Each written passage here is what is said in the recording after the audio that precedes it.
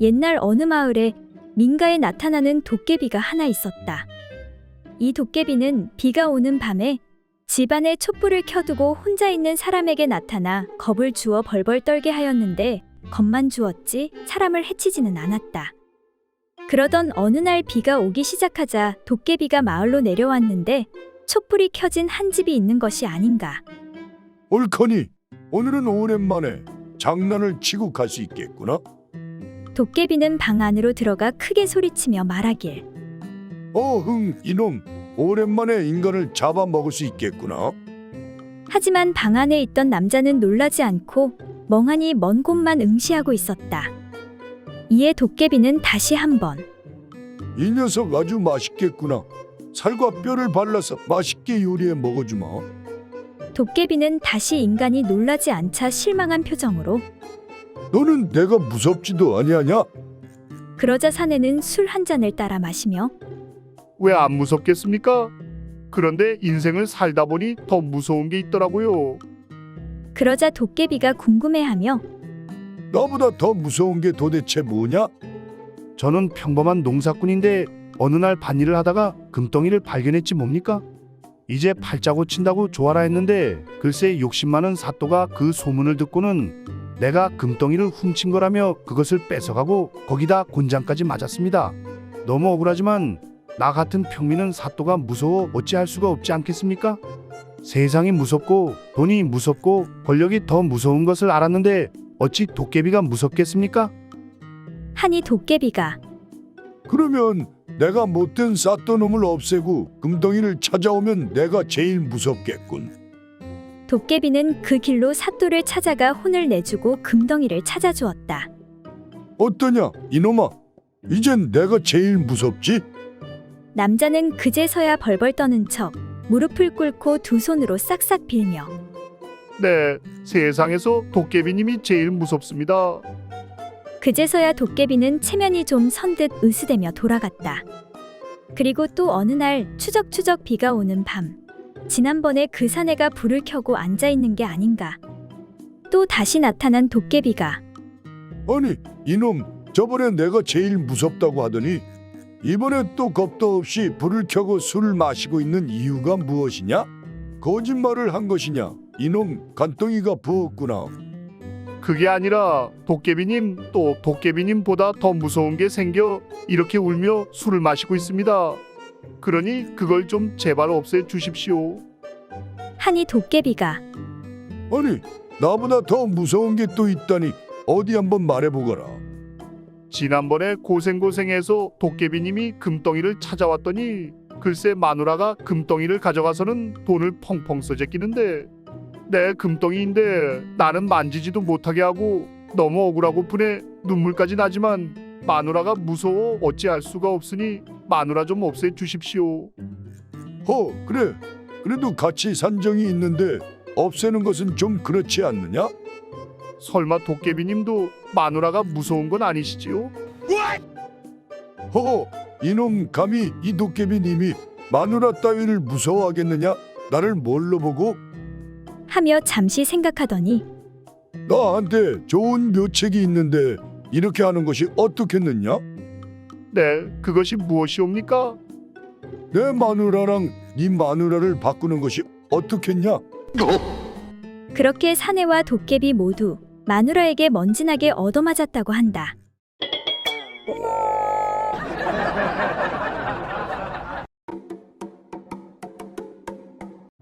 옛날 한 나그네가 날은 어두워지는데 길을 잃어 잠잘 곳을 찾다가 어느 외딴 집을 발견하고 찾아가 하룻밤 묵어가기를 청했다. 주인장 계시오. 길 잃은 나그네인데 날은 저물고 잠잘 곳은 없으니 하룻밤만 좀 재워주시오. 그러자 방문이 열리며 아름다운 한 여인이 말했다.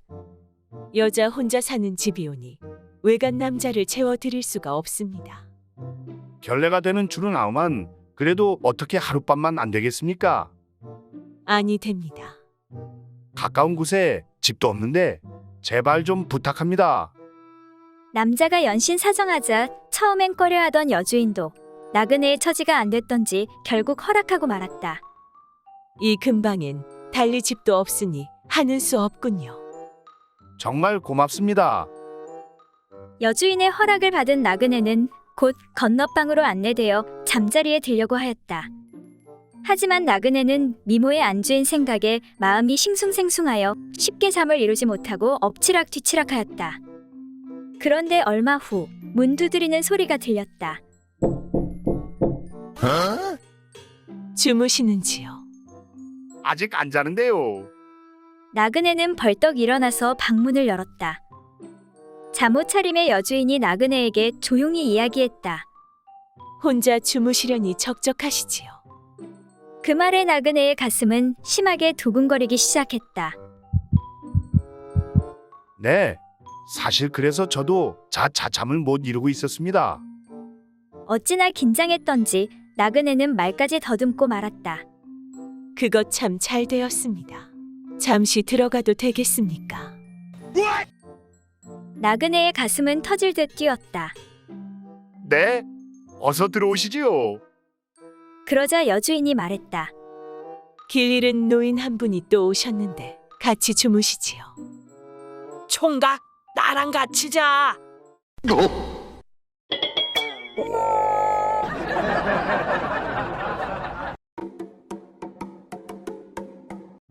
옛날 어느 작은 마을에 처녀 총각이 살고 있었다. 하루는 총각 칠복이가 나무하러 산에 가보니 마침 처녀 순심이도 나무를 캐러 와 있었다.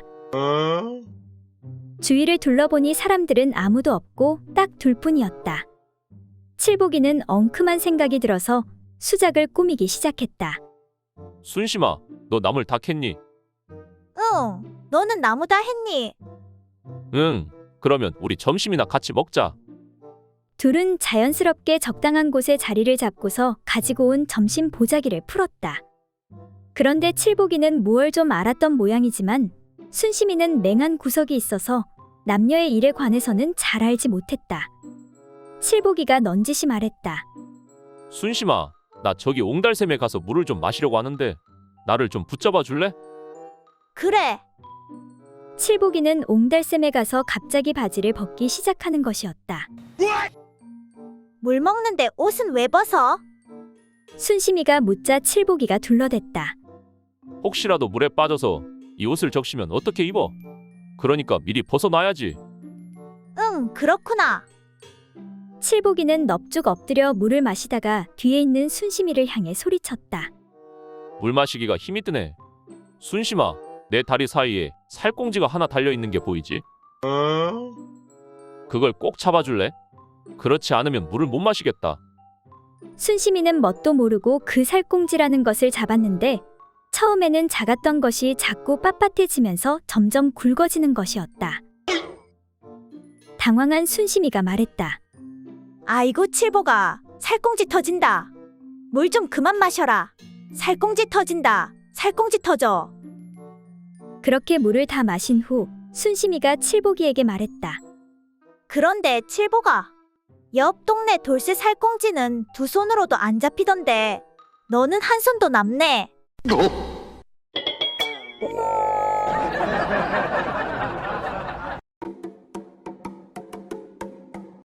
옛날 어느 고을에 한 중년의 기생이 읍내 5일장을 갔다가 모자를 새로 사게 되었다. 요즘엔 손님도 거의 없고 기분도 우울했는데 모자를 새로 사고 나니까 기분이 좀 나아지는군. 그렇게 모자를 산 후 고개를 넘어 돌아가고 있었는데 갑자기 골짜기에서 돌풍이 불어왔다.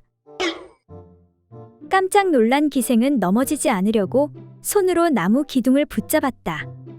아이고, 갑자기 웬 바람이 이렇게 세게 부냐? 그때 바람이 한 번 더 강하게 불자 이에 기생은 다른 한 손으로 쓰고 있던 모자가 날아가지 않도록 꽉 부여잡았다. 아이고, 내 모자 날아가겠네. 그때 마침 한 사내와 아들이 그 옆을 지나가고 있었는데 바람이 기생 쪽으로 더욱 거세게 불어 기생의 치마가 날려 온 사방에 기생의 은밀한 부분이 다 보이게 들춰지는 것이었다. 그래서 그 모습을 보기가 매우 민망해진 사내가 이렇게 얘기했다. 저기 이보시오. 그 모자를 붙잡지 말고 치마를 좀 잡는 게 어떻겠소? 그건 민망하게 지나가는 사람들이 다 쳐다보게 되지 않소? 그러자 기생이 말하길. 이보시오. 뭘 잘 모르시는 모양인데?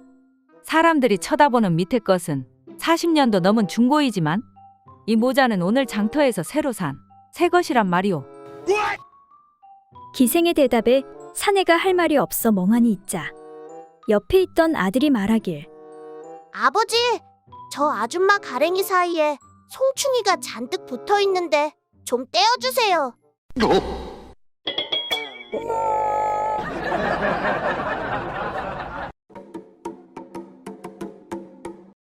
옛날 어느 마을에 박대감은 자신이 아끼는 첩을 친정으로 잠시 다녀오게 했다. 그런데 먼 길을 가는 첩을 호위시키기 위해 종들 중 어리석고 순진한 녀석을 고르려 하는데 이보거라 떡새야. 네, 대감마님. 내 놈은 옥문이 무엇인지 아느냐? 아, 옥문이요. 그것은 쇳내가 아주 환장하는 것이지 말입니다요. 하루라도 없으면 아주 살 수가 없지요. 이 동네 옥문은 제가 다 꿰고 있습니다요, 마님. 넌 안 되겠구나. 가서 장작이나 패거라. 다음으로 좀 어린 칠보기를 부르는데 이보거라 칠보가. 네 어르신 부르셨습니까? 내 놈은 옥문이 무엇인지 아느냐? 옥문 말씀이십니까? 그게 도대체 뭐 하는 건지요?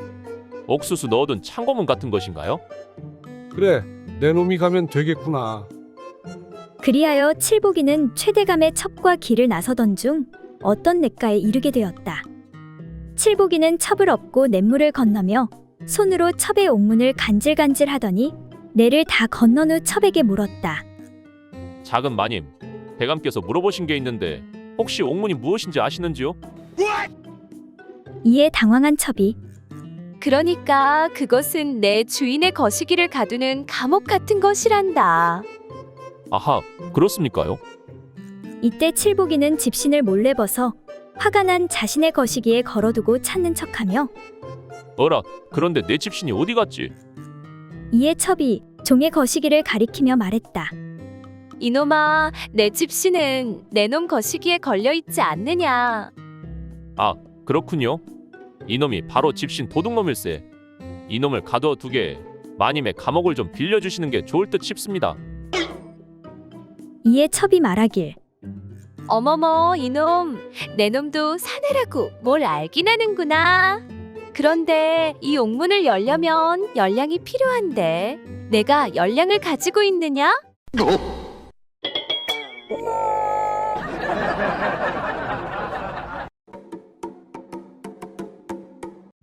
한 어리숙한 처녀가 다른 지방으로 시집을 가게 되었다. 그런데 딸을 시집 보낸 어머니는 자나 깨나 딸이 실수하지 않을까 걱정이 이만저만이 아니었다. 그렇게 시간이 지난 어느 날 시집간 딸이 사위와 함께 친정에 오게 되었다. 어머니와 딸이 이런저런 이야기를 나누던 중 걱정스러운 마음으로 친정어머니가 딸에게 물었다. 애야, 거기서는 실수하지 않고 잘하고 있니? 네, 언니가 가르쳐준 대로 잘하고 있어서 지금까진 아무 일 없었어요. 그래, 그거 참 다행이구나. 근데 그 마을은 우리 마을과 다른 풍속 같은 것은 없던? 사람 사는 것이 여기나 거기나 다 비슷하지요. 근데 한 가지만 다른 점이 있어요. 그래, 뭐가 다르던?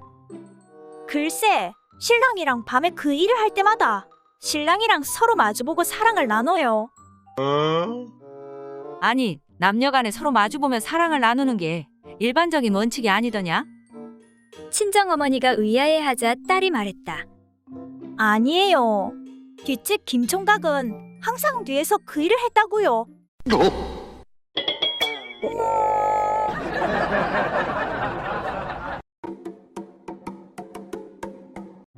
옛날 어느 마을에 어리숙한 처녀 말자가 내일 혼례를 치르게 되었다.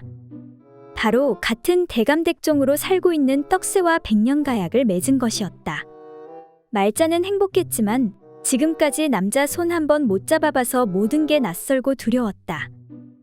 그래서 어려서부터 친자매처럼 지냈던 춘자에게 이런저런 조언들을 듣기로 하였다. 그러니까 이제 마지막으로 가장 중요한 것을 이야기하자면 남자는 말이지 자고로 그게 없으면 남자가 아닌 것이야. 바로 양다리 사이에 솔방울이 2개 있어야 해. 딸랑딸랑 솔방울 말이야. 그리고 중간에 튼튼한 가지가 하나 있어야 돼. 그게 시들시들하면 영 남자고시를 못한다니까. 잘 기억해야 돼. 솔방울 2개의 가지 하나야. 솔방울 2개의 가지 하나. 춘자의 조언을 가슴에 새겨들은 말자는 드디어 첫날 밤을 치르게 되었다. 그리고 다음 날 말자는 이른 아침부터 춘자를 찾아가는데 성님, 큰일 났어라. 큰일.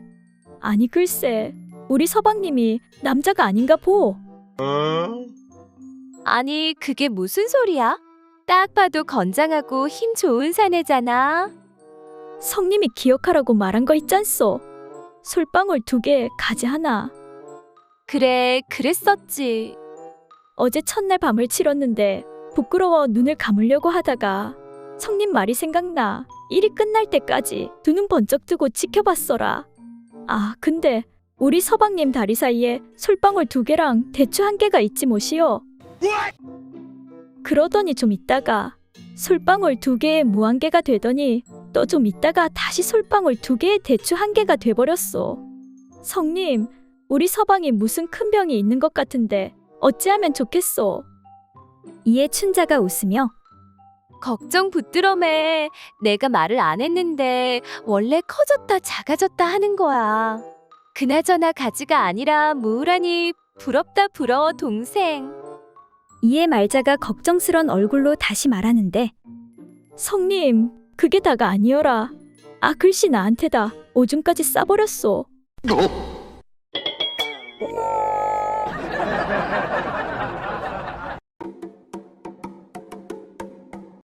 옛날 어느 고을에 대낮부터 동네 사내들이 주막에 모여 한 장 걸치며 이런저런 이야기를 나누고 있었다. 난 어젯밤에 3번이나 해주고 마누라에게 혼이 났다네. 당연하지. 자네 그 번데기 같은 물건으론 3번이 아니라 10번을 해도 혼이 날 걸세. 그러고 보면 춘식이 자네는 정말 좋겠네 그려. 이무기한 마리를 아랫도리에 달고 있으니 무슨 걱정이 있겠나. 허허, 꼭 그렇지만도 않다네. 내 어떻게 처자 하나 꼬셔서 한번 재미 좀 보려고 하면 다들 죽는다고 소리치고 야단이니 말일세. 그렇고 말고 너무 큰 것은 오히려 작은 것만 못하고 말고 나처럼 너무 크지도 작지도 않은 적당한 것이 가장 좋다고 할 수 있지. 춘식이 자네 물건은 치료를 받아야 하네. 그건 틀림없이 병일세. 자네가 아직까지 장가를 못 간 것 모르긴 몰라도 그 물건 때문일 걸세. 아마 자네와 함께 잠을 잤다간 그 어떤 여인네도 몇 날 못 살고 죽고 말 걸세. 사실은 나도 고민일세. 그래, 어떻게 하면 고칠 수 있겠는가? 그 말에 친구가 웃으며 말하길 그거야 생각보다 아주 쉽다네. 먼저 술이 떡이 되게 마신 후 인사불성이 되었을 때 그 물건이 막대기처럼 빳빳하게 서기를 기다렸다가 미리 대기시켜 놓은 능숙한 목수에게 대패를 날카롭게 갈아 살살 깎아 다듬어서 작지도 크지도 않게 다듬어 놓게 하면 된다네. 그러면 그 짓을 할 때 매우 편하고 장가도 금방 가게 될 걸세. 그때 마침 옆에서 이야기를 듣고 있던 주모가 말했다. 이것들 보시오. 내 부탁이 하나 있는데 깎고 남은 대패밥은 나한테 좀 가져다 주면 안 되겠소? 주모, 뭐 때문에 그러시오? 뗄나무가 부족해서 그러는 것이오? 아니, 그게 아니라 우리 남편한테 좀 갖다 주려는 것이오.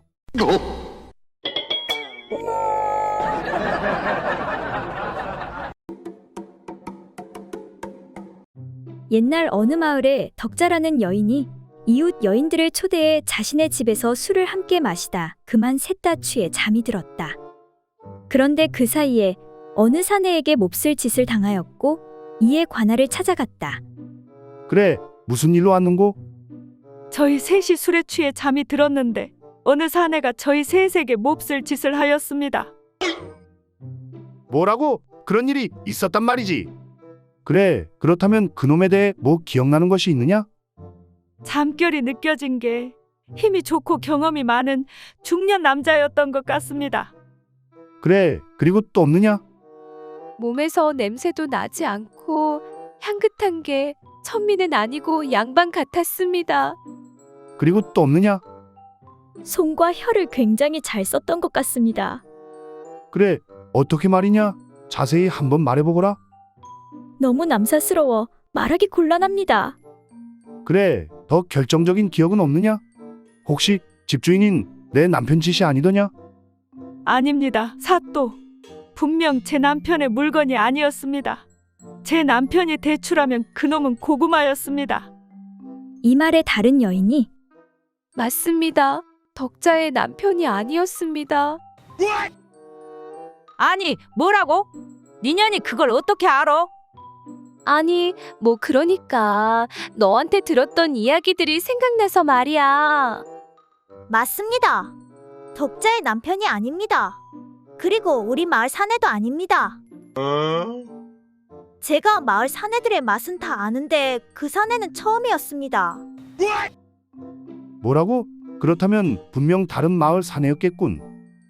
이에 그 여인이 계속 말하길 그런데 사또 한 가지 찜찜한 것이 그래, 말해보거라. 그러니까 저 그게 말하기가 좀 뜸들이지 말고 어서 말해보거라. 그러니까 제가 우리 마을에서 아직 사또 맛만 보지 못하였습니다.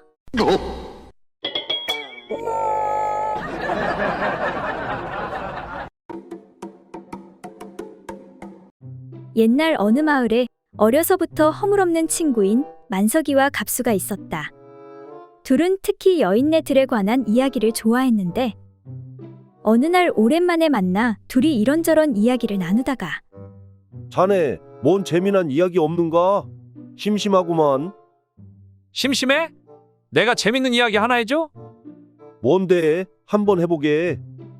이건 지어낸 이야기가 아니라 내가 실제 겪은 일인데 말이지. 뜸 들이지 말고 어서 말해보게. 김대감님 댁에 아주 예쁜 여종 꽃순이라는 애가 있거든. 아주 피부도 뽀얗고 입술도 빨갛고 눈도 땡그라니 들어갈 땐 들어가고 나올 땐 나온. 아무튼 여기저기서 사내들이 아주 어떻게 한번 찔러보려고 노리고 있는 아이인데 말이야. 하루는 내가 김대감님께 용무가 있어 찾아갔는데 어디 행차하셨는지 안 보이는 거야. 그래서 내일 다시 들러야겠다고 나오려는데 마침 그 예쁜 계집종이 딱 포악해 서 있는 게 아닌 겐가.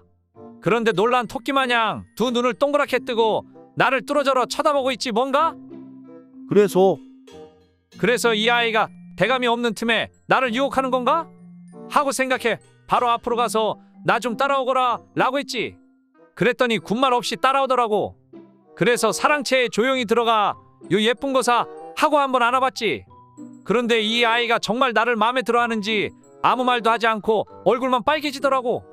그래서 이왕 이렇게 된 거 빨리 거사를 치러야겠다 생각해 내가 꽃순이를 눕히고 두 다리를 높게 들었더니 그랬더니 뭔가 빨리 말해보게. 아 글쎄 치마 속에서 땅따리 김대감이 헛기침하면서 나오는 게 아닌가. 허허, 이 친구 재밌구만. 재밌어. 그 노인네 그 나이에도 여색을 그리 밝히다니 대단하이. 참 그러고 보니 나도 저번에 자네가 외출한지도 모르고 자네 집에 찾아갔을 때 말이야. 그 김대감이 그때도 자네 부인 치마 밑에서 나오더라니깐.